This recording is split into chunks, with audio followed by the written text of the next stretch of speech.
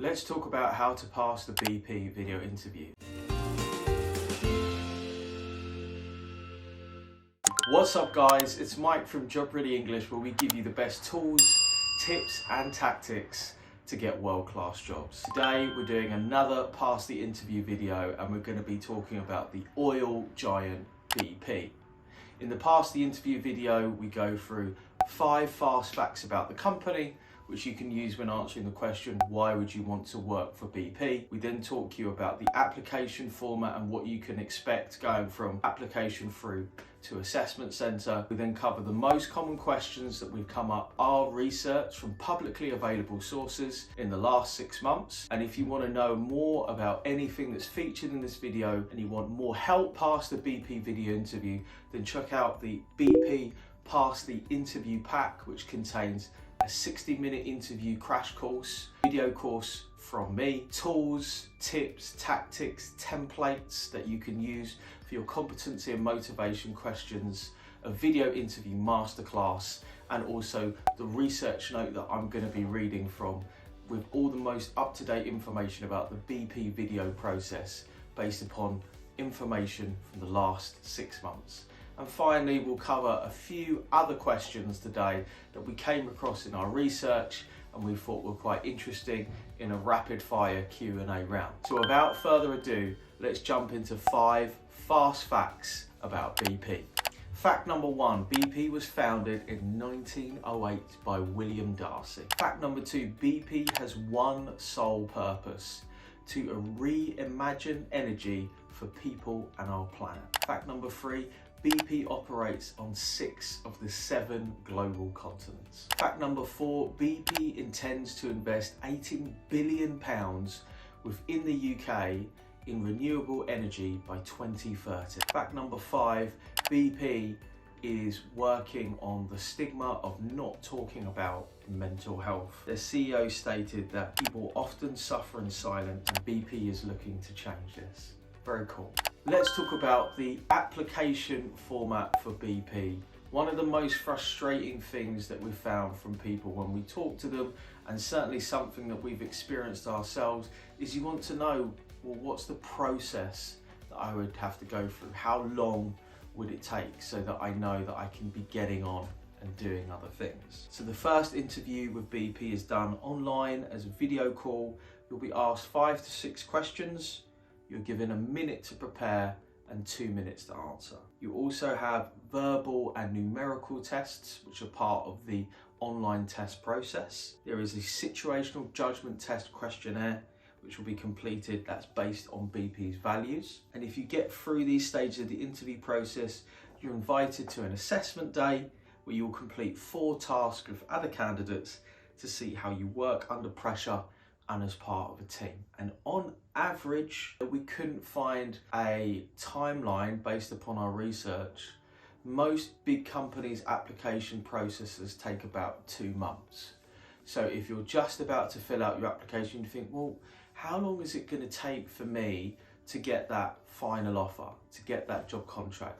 Tends to be about 2 months. Let's deal with the 7 most common questions asked. So based upon our research note, which you can get in our BP Pass the Interview Pack down in the description below, these are the 7 questions that we saw repeated or come up a couple of times. So we felt it's quite likely that these questions are going to be asked in the interview.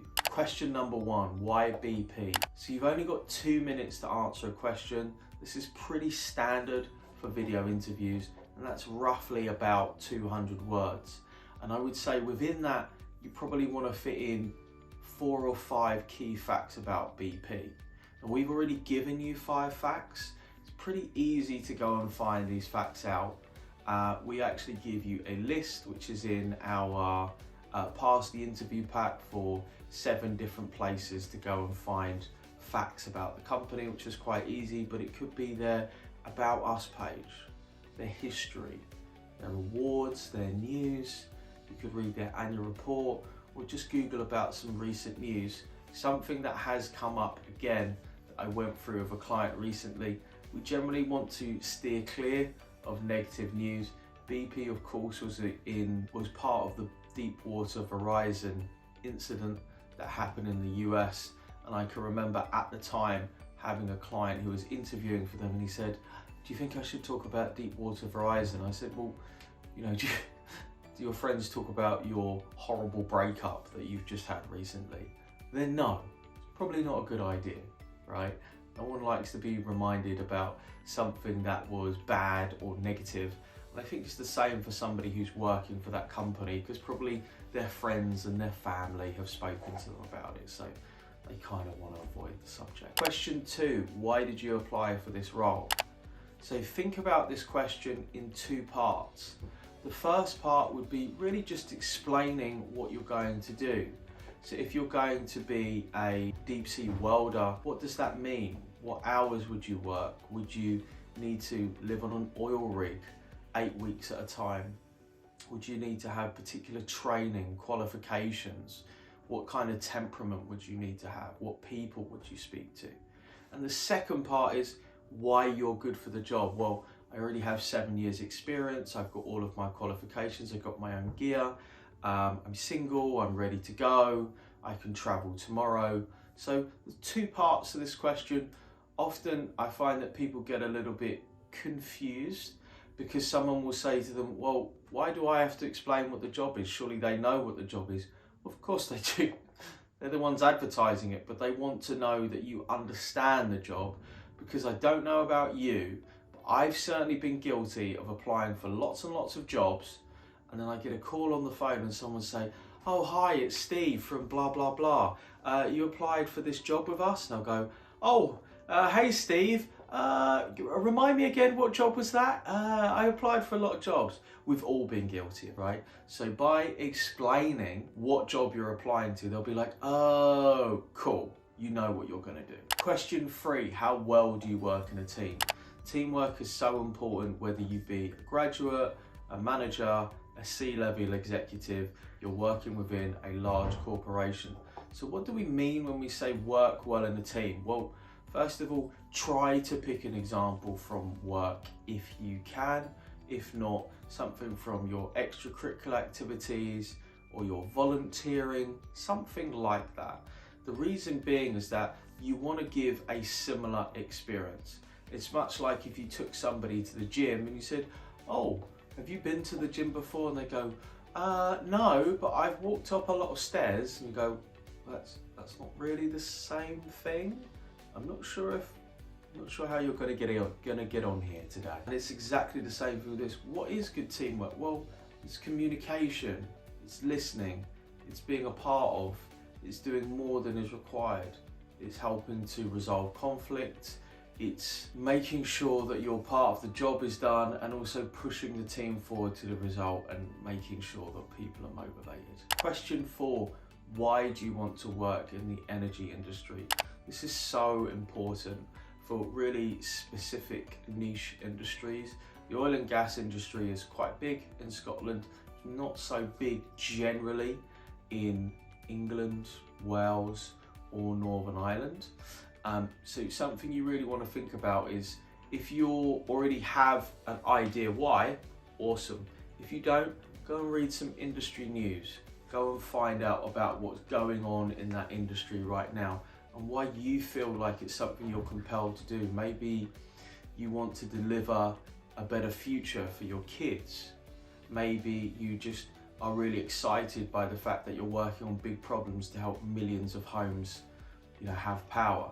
Whatever it is, have a truly compelling reason for why you want to do this thing. Question 5, what prior experience do you have which would make you suitable for the job role? Really similar to the question, why do you want to do this job?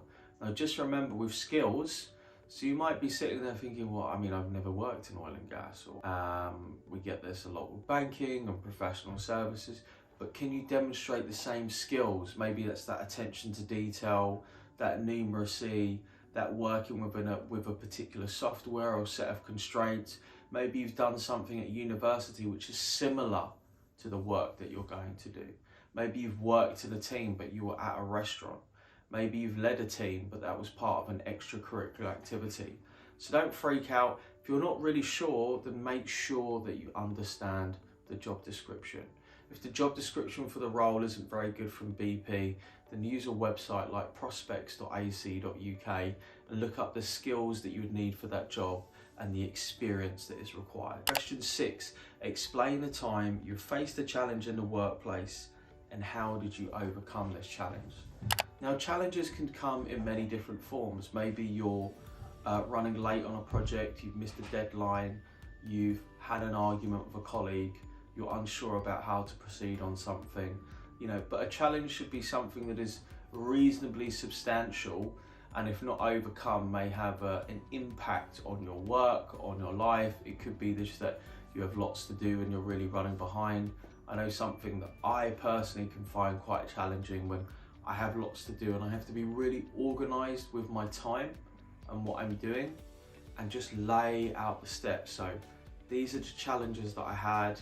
These are the steps that I took to overcome that challenge, and this was the successful result that I got. Question 7, what are your strengths and weaknesses? Now, you've only got 2 minutes to answer this question, so really pick a biggest strength, pick a weakness. Biggest strength, any of the skills, probably I'd say one of the top 5 skills that are relevant for doing this job, and make sure that you prove the strengths. If you say I've got great numerical ability, according to what? What is one thing that you've done? What is one action that you have taken that can really make somebody else go, wow, you've got really good numeracy skills? Maybe you've been part of a maths Olympiad, maybe you're engaged in a project which demands a high level of mathematical ability. Whatever that is, give me some proof. Don't just tell me that you can do this thing. For your biggest weakness, what I want you to think about is something that is true, but you've learned a lesson. So you could turn around and say, well, using my previous example, sometimes I can be a bit disorganized, but what I found that I do instead now is I make sure that I get up a little bit earlier, I make a really clear list before I start off with my day, and that way I can be sure to tick things off as I go through and assess the situation when I get to lunch and when I get to the final hour at work. So now we're going to go through some rapid fire other questions, just give you some thoughts about what to expect and how we'd think about answering them. How do your qualifications help you in your job role? Just match them up, right? Do you need any specific qualifications? What about programming languages? Maybe a certain element of mathematical ability, particularly when we think about engineering. It generally tends to, for me, with oil and gas companies, it tends to be particular software or type of programming language or statistical methods. What personal traits do you like about yourself and what traits do you need to develop? Maybe 2 traits you like and 2 traits that you need to develop. So when I think about myself, I think, well, I like my traits that I can speak and I can write. Traits I want to develop are focus and discipline. How do I work on those? Well, for focus, I make sure that I work in hour chunks at a time without distraction, and also my phone isn't with me during the day. And for discipline, I get up early and work out every day, and that helps to instill discipline in me. What is one thing you find interesting about BP? Cool. Take that from your why do you want to work for BP question. What skills have you learned by working in a team? This is a really good one. I think for me, the skills that I've learned is the ability to communicate, to listen, to be really clear from the start that everybody knows what they are doing, and also to maintain an element of frequent contact because things change, and have really clear micro deadlines and goals. I can certainly say with working with a team here at Job Ready English, we work through Slack, and something that's always really helped us is that even though we are a remote team, we meet up twice a week, we keep contact through Slack, and the lines of communication are pretty open, which really helps without being too overbearing or controlling. Where do you see yourself in 5 years? Here at BP as a manager, doing something a little bit, further, faster, bigger, working on a different project. Describe a time you used your initiative to improve a process. Initiative is just basically using your own thoughts or your own thinking. So not just copying somebody else and what they've done, but thinking, well, what can I do? How can I bring something new to this process? And again, just something, a lot of times it might be something that someone's read or done previously. Sometimes as well, initiative can simply be going to somebody more experienced than you and being like, hey Steve, I've got to do this thing, I really don't know what I'm doing, please help me. And Steve's like, yeah, of course, have a seat, tell me what you've got to do. That can be this, as it doesn't have to be complicated, that is really quite simple. You know, I just ask for help. And finally, how do you deal with deadlines and multitasking? This to me is really about organisation and time management. Good preparation, you know, preparation equals poor performance. For me, whenever we've got deadlines, you'll notice there's a new whiteboard that's gone up on the desk beside of me. We tend to be fairly organised and structured in terms of our content schedule, and that helps us to get ahead, because once we know what's going out, then we can do some bulk filming. You'll notice, for example, a lot of my videos, there'll be a couple of videos come out and you're like, oh my God, why hasn't he changed his clothes?